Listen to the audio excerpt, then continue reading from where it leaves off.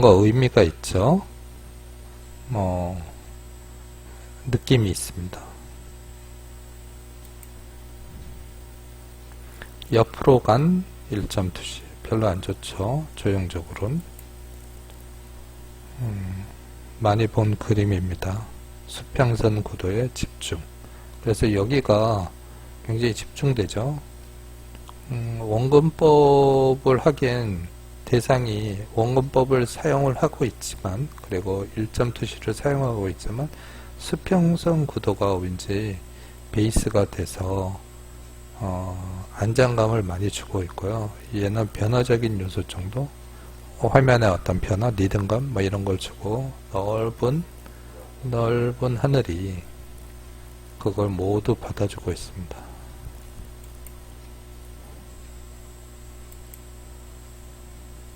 이런 거를 왜 넣느냐면, 이게 대각선 구도는 맞는데요, 좀 산만하죠. 주제가 산만합니다. 이런 건 피하시기 바라고요. 좋죠.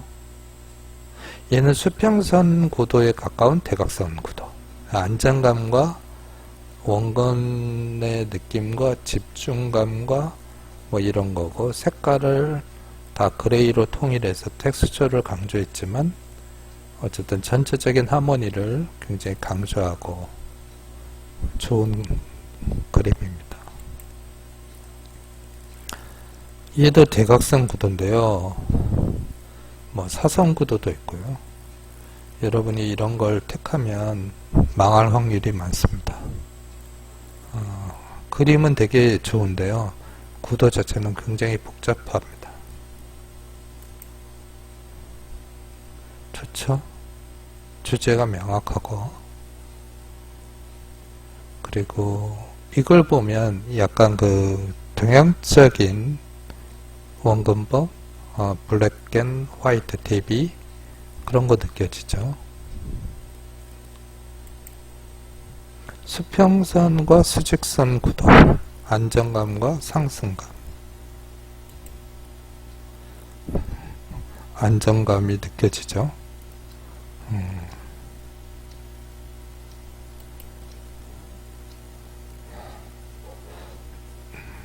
근경, 원경, 중경, 뭐 수평선의 세계, 지평선하고 뭐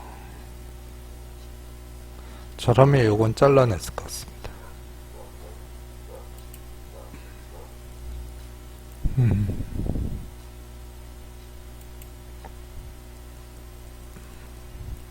이것도 선입니다. 하나, 둘, 그죠? 색이 꽤 중요하죠, 여기서.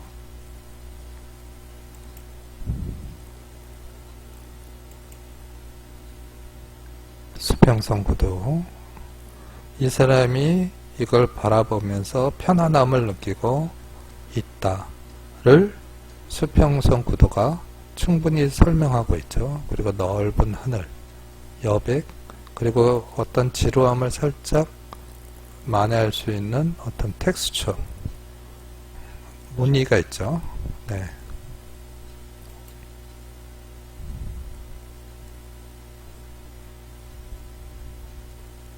수평선 구도, 미러 시킨 거. 이건 하나죠. 이렇게. 그림자가 아닙니다.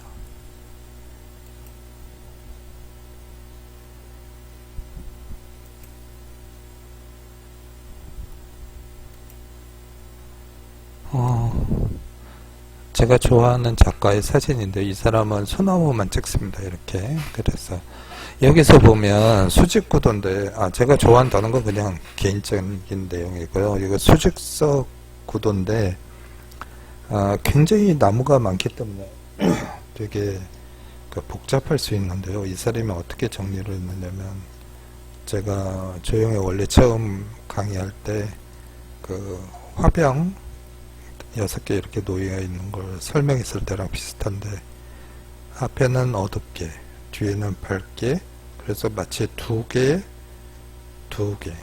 그래서 앞에 거 2개를 강조하고 중경하고 나머지는 다 날린 겁니다. 그렇게 해서 화면의 구도를 완성했죠. 그럼으로써 이렇게 스르륵 사라지는 아웃포커싱도 이루어져 있고요.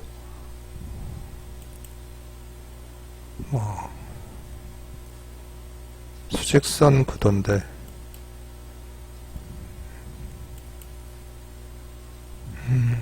인테리어로 좋을 것 같습니다.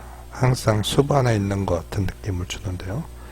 그럼으로써 어떤 방 안의 분위기가 항상 어떤 정연함, 단정함, 엄숙함 이런 걸 줄 수 있는 거죠. 그런 걸 좋아하는 사람이겠죠.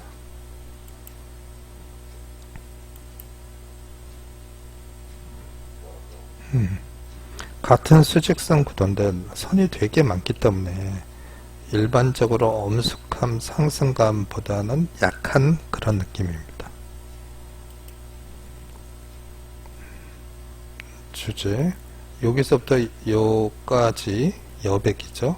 주제 2개 오른쪽으로 해서 비대칭 구조. 하지만 넓은 여백을 통해서 주제를 강조하고 수직선 구도에서 오는 엄숙함을 줄 수 있습니다. 수평 수직구도 두 가지를 같이 사용한 거죠. 수평 구도의 수직 구도 그리고 1.6 대 1 두 개의 수직 구도와 수평선 구도 나쁘지 않네요. 아마추어가 찍었겠죠. 수평 수직 하프의 수직 구도지 않습니까? 밑에는 없고 다소 분산돼 보일 수도 있죠. 하프 5대 5에 그죠? 위에 이렇게 있으니까 좀 산만하게 느낄 수도 있습니다. 밑에와 위가 따로 넣을 수 있는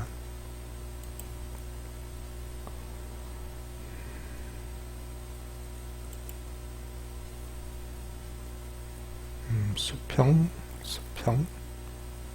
수직 수직이라고 해야 되나?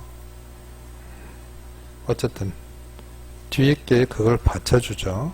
앞에 수직 구도의 약함을 뒤에 게 어느 정도 받쳐주는데 이 그림은 약간 평면적으로 느껴집니다. 저는 얘가 너무 강해서 뭐 그걸 의도한 것 같아요. 복잡한데 어떤 3D 상에서의 평면적 느낌을 약간 줌으로써 오히려 복잡하지 않은 그런 느낌을 받을 수 있습니다.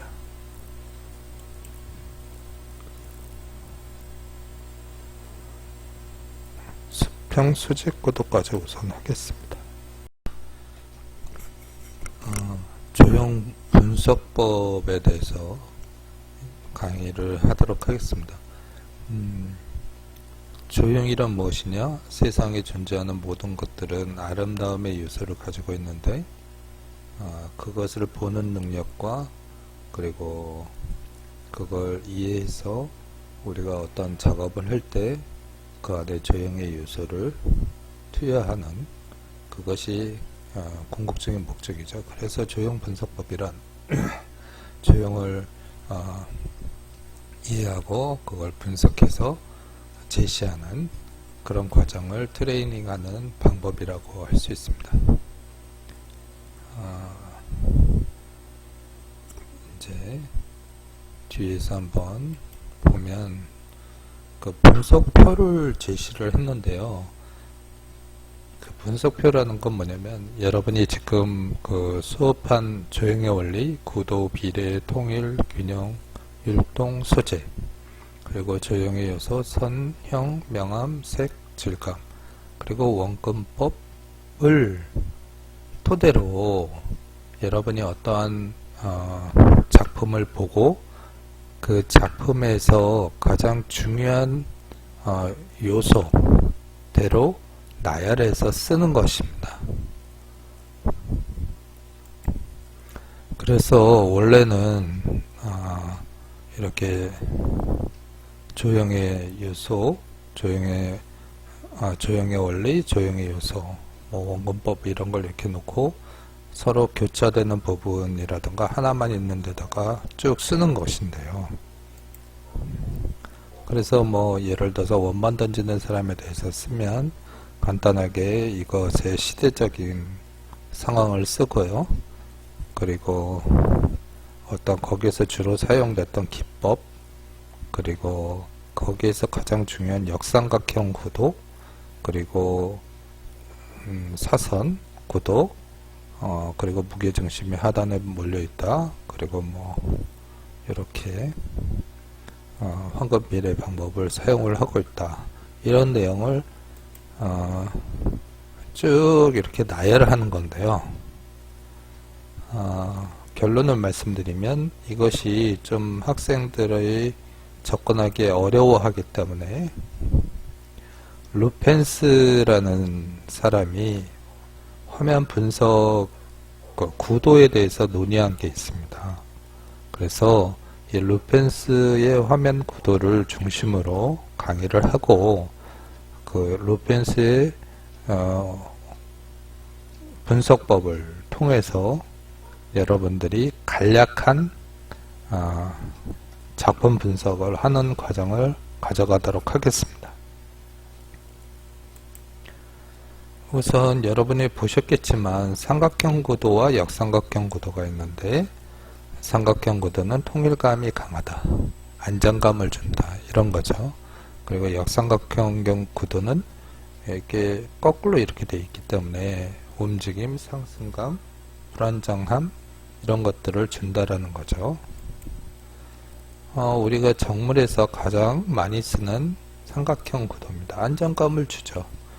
그리고 두 개와 한 개를 이렇게 놓은 건 어떤 대칭, 그리고 비례, 이런 것들을 고려해서 적절한 변화를 줌으로써 지루함을 없앤 내용입니다. 삼각형 구도죠. 하지만 중심에 커다란 게 있고, 그리고 사이드에 이렇게 삼각형 구도가 있습니다. 수평 구도도 사용을 했죠. 여러분들이 나중에 이런 식으로 분석을 하게 됩니다. 이렇게 삼각형 구도, 이런 건 변화죠.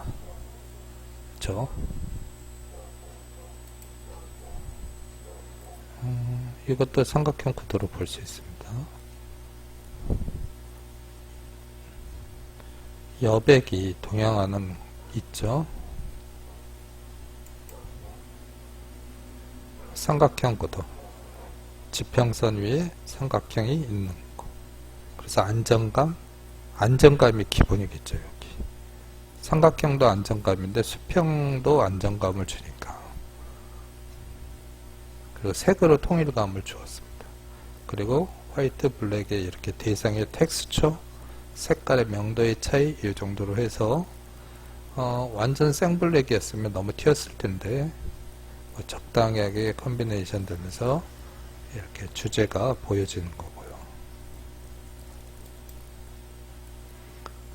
삼각형 구도인데 트위스트 돼 있죠. 이렇게 목이, 이런 것들이 어떤 역동감을 조금 더 주고, 얘를 찍을 때 이걸 작가가 의도했는지 안 했는지 전 잘 모르겠지만 어쨌든 이렇게 사선구도, 하지만 기본적으로 삼각형 구도라는 겁니다.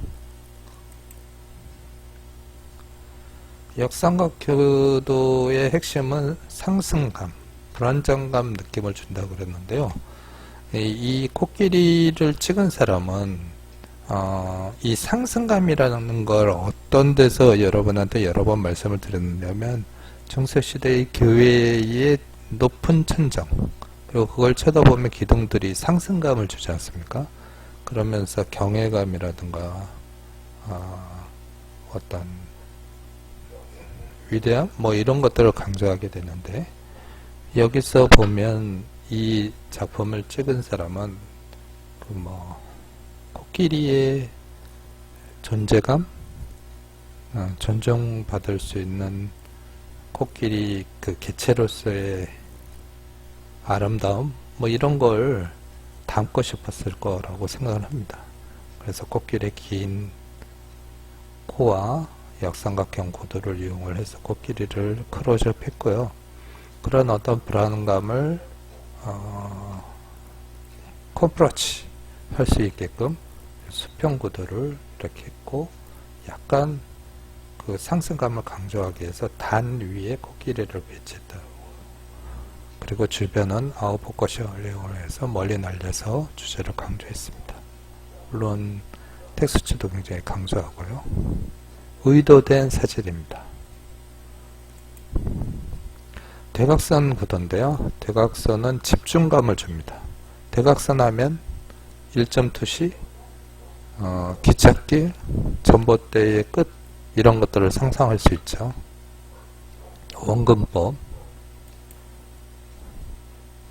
정형적인 거죠. 그렇지만 여러분이 나중에 조형 분석을 하는 대상으로서 이런 사진을 찍는 건, 이런 사진을 분석하는 건 별로 좋지 않다고 미리 얘기하겠습니다. 왜냐면 아름답지는 않잖아요.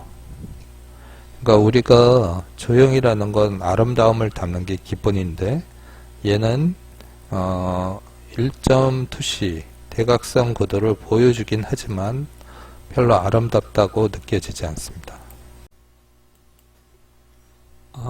오늘은 사선 구도를 시작하도록 하겠습니다. 지금 우리가 진행하고 있는 건 루펜스의 구도를 공부하고 나서 루펜스의 구도 중심의 조형 분석을 하기 위한 거죠. 오늘 사선 구도부터 진행합니다. 사선 구도는 움직임, 속도감, 방향감을 줍니다. 보통 뭐 지붕의 처마 또는 뭐 산의 능선 뭐 이런 거에서 우리가 흔히 볼 수 있죠. 비탈 이런 데서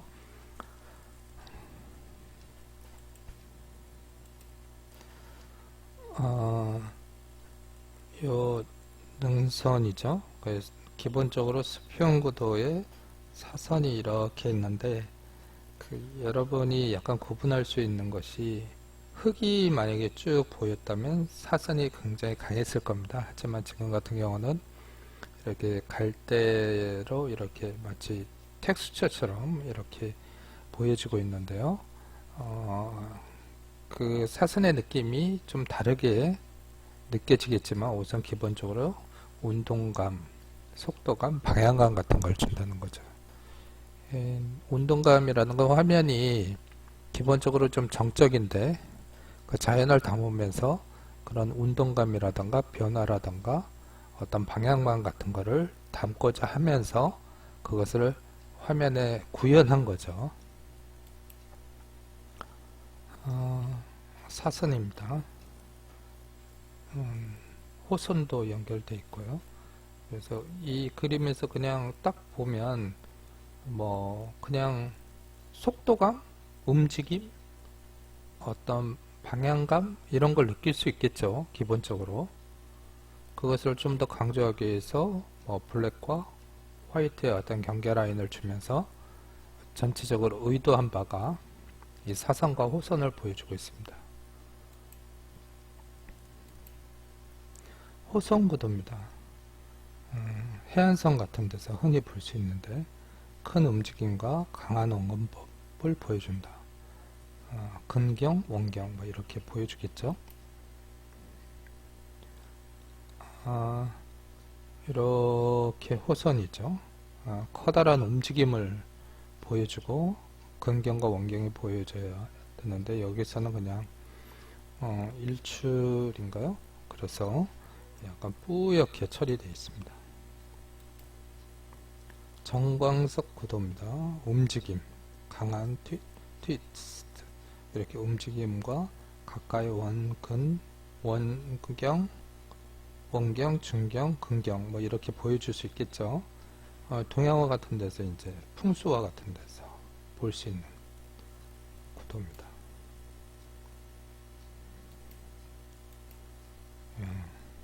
죄송합니다. 이렇게 볼 수 있죠. 그래서 근경, 트위스트. 근데 얘 같은 경우는 전반적으로 화면에 이 뭐라고 그러죠? 분위기가 비슷하기 때문에 이 트위스트가 그렇게 강하게 나타나지 않지만 어쨌든 움직임이 느껴지죠. 움직임이라는 게 운동선수 확 뛰는 그런 운동감도 있겠지만 리듬감 비슷한 운동감도 있죠. 예를 들어서 뭐 돌다리라던가 그런 거에서 우리가 어떤 잔잔한 변화 그런 걸 리듬감, 운동감 뭐 이런 걸로 표현할 수 있습니다. 마른 목골은 균형 속에 안정감을 준다고 그러는데 뭐 삼각구도로 볼 수 있지만 마른 목구도로 볼 수 있고요. 이런 거를 의도했겠죠. 근데 이게 이제 그 안정감을 주지만 이 사선 마른 목구도는 약간 그 사선 구도의 느낌도 강하죠. 오히려 그런 부분이. 자, 이제 루펜스에 대해서 스터디를 해봤으니까 루펜스의 구도를 중심으로 구도 분석을 중심으로 우리가 이제 조형 분석을 약식으로 진행해 보도록 하겠습니다. 근데 이 원리를 간단하게 설명을 하면 우리가 이제 이런 그 비유가 맞을지 모르지만 사람을 보면 사람에 대한 인상이 있는데 그것 중에 가장 중요한 거를 먼저 느끼게 되고 그 다음에 그 다음에 거의 생각도 나지 않는 인상이 있을 것입니다. 그러니까 그림도 똑같이 그 그림에서 느껴지는 가장 중요한 메시지 그리고 그 다음 거 이렇게 순서대로 그 분석을 하는 게 맞거든요. 그래서 이 그림에서 주는 가장 중요한 요소가 무엇인가? 결국 우리가 지금까지 공부한 조형의 원리, 그리고 조형의 요소, 그리고 루펜스의 구도 이런 것들을 머릿속에 두고 그 중에서 그림을 보고 느꼈을 때 자신이 가장 중요하게 느끼는 것들 1, 2, 3 순서대로 나열을 하는 방식입니다. 처음에 보였던 분석보다는 이제 이 표를 가지고 조금 더 약식화 시켰는데요. 조형의 원리 그리고 조형의 요소 이렇게 해가지고 본인이 예를 들어서 율동적인 느낌이 있었는데 그것이 수평적 구도에서 이루어졌다 그러면 여기다 체크를 하는 겁니다. 이해되나요? 예를 들어서 명암의 대비가 강했는데 그것이 사선 구도로 이루어졌다. 동양화 같은 데서 많이 이루어질 수 있죠. 그럼 여기다 체크를 한 다음에 그러면 한 3개 정도를 내가 체크를 했어요. 그 중에 우선순위를 1, 2, 3 한 다음에 그거를 분석해서 글로 쓰면 되는 겁니다. 한번 사례를 보도록 하겠습니다. 이 그림인데요.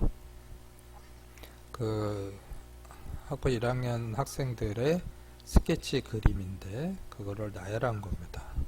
여기서 보면 여러분은 어떤 느낌이 들지 모르지만 제가 봤을 땐 수평, 약간 수직구도, 수평이죠. 두 개, 2열로 배열을 하고 그리고 비슷한 것들이 반복된 느낌이 들고 그리고 앞에 것만 색깔을 칠해가지고 음영의 대비를 강조했습니다. 그래서 이제 그걸 한번 뒤에서 보면 다양한 스케치를 화면에 담고 있죠. 반복됐다.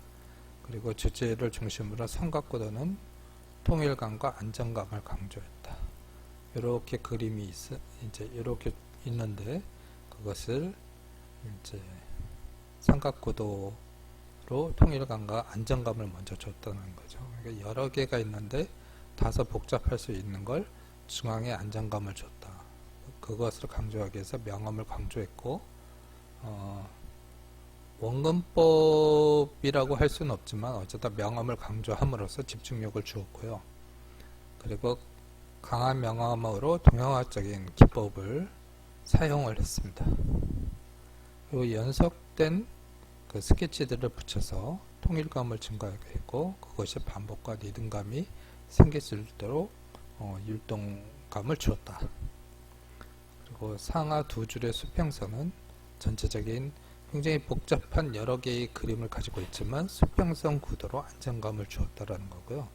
텀블러의 수직 구도, 그러니까 그 중앙에 있는 그림에 마카를 칠해놓고 그것이 수직 구도가 어쨌든 그림의 전반적인 어떤 엄숙함, 무게감 이런 걸 주었다는 거죠.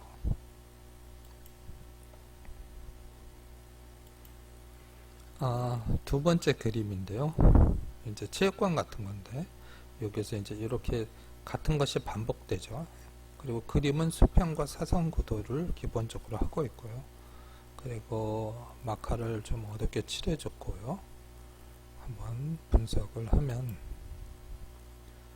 지붕의 사선과 반복은 전체적인 운동감과 방향성을 주었다는 거죠. 그리고 똑같은 그 지붕의 모양이 세 번 반복되면서 통일과 율동감을 주었습니다. 하단의 그 지평선은 그 위에 율동감을 받아주고요. 수평선 구도로 안정감과 여유 있는 배경을 만들어 줬다. 그리고 중앙에 있는 그림자라는 건 그 마카를 칠한 부분은 동양적인 음영으로서 그 부분에 전체적으로 강조하고 안정감을 주었다. 이렇게 분석을 했습니다.